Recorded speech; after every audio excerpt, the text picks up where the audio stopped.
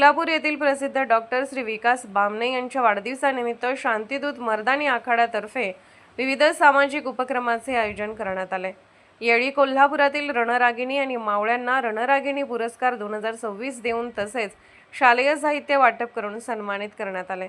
कार्यक्रमादरम्यान रक्तदान शिबिर आणि वृक्षारोपण देखील घेण्यात आले।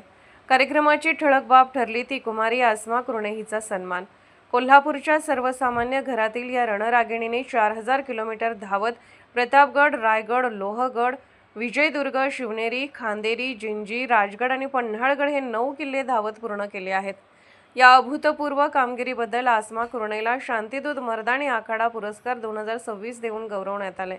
मान्यवरांच्या हस्ते हा पुरस्कार डॉक्टर विकास बामणे, मुख्य प्रशिक्षक सूरज केसरकर, वडणगे वर्गाचे प्रशिक्षक दत्ता जाधव, निखिल शिंगे, तुषार भोसले, अथर्व मुधोळकर, सिद्धेश तोरसकर, समाधान मुरवणे, सतीश लांडगे, शुभम रोकडे, दक्ष जाधव मुधोळकर, सहकार निष्ठा प्रतिष्ठानचे अध्यक्ष शिवाजी खोत आणि सतर्क लाईव्ह न्यूजचे करवीर तालुका पत्रकार श्री ज्योतिराम घोडके यांच्या हस्ते प्रदान करण्यात आले।